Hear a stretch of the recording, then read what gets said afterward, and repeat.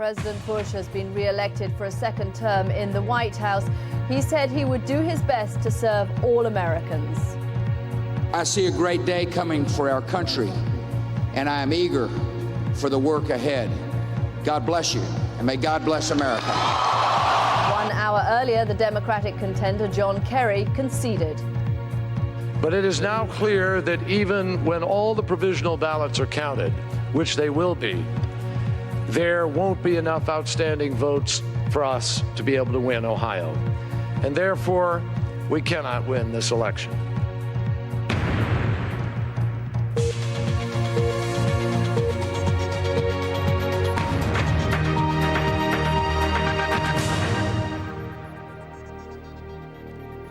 Welcome to BBC News. I'm Katty Kay in Washington. George W. Bush has won a resounding victory in the presidential election. In his acceptance speech here in Washington, the president said he felt humbled by the trust of the American people in granting him a second term in the White House. And Mr. Bush said he would take the opportunity to reach out to the entire nation.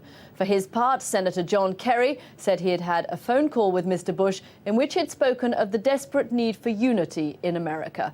Matt Frei reports. Ladies and gentlemen, I give you the President of the United States.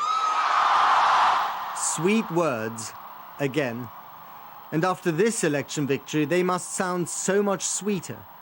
To him and to them. America has spoken, and I'm humbled by the trust and the confidence of my fellow citizens. With that trust comes a duty to serve all Americans. 4 years ago, George Bush ran as a moderate. Come 9/11 and 2 wars, he governed as a radical. Now we know that the majority of Americans clearly liked it. His gamble paid off, but tonight he also reached out across the divide. So today I want to speak to every person who voted for my opponent. To make this nation stronger and better, I will need your support, and I will work to earn it. And when we come together and work together, there is no limit to the greatness of America. An hour earlier, John Kerry finally emerged into the glare of defeat. Tomorrow, the limos, the Secret Service escort, the crowds will all be gone. What must it be like? Then a speech that yesterday afternoon he and his staff felt confident he would never have to make. Earlier today, I spoke to President Bush and I offered him and Laura our congratulations on their victory.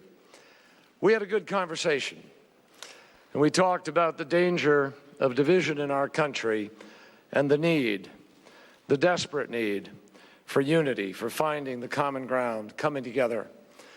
Today, I hope that we can begin the healing.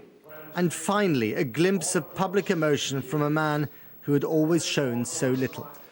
I wish that I could just wrap you up in my arms and embrace each and every one of you individually all across this nation. I thank you from the bottom of my heart. A dawn that had still seemed so different. For the second time, America awoke to an election without closure. Outside a sleepless White House, the motorcade, double parked, still nowhere to go. Down the road on Pennsylvania Avenue, the Republican Party faithful had gathered in buoyant mood. Then the first big victory of the night, courtesy of the party chairman, his thin face barely broad enough to accommodate the grin. ABC News has called for President Bush the state of Florida. Florida, the festering sore in 2000, gone in an instant. As they were beginning to feel heady, voters were still queuing in some states. This was a record turnout after a campaign of bitter division.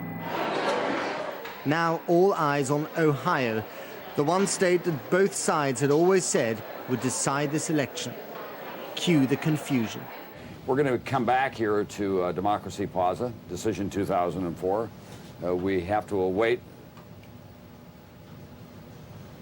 This race is all but over.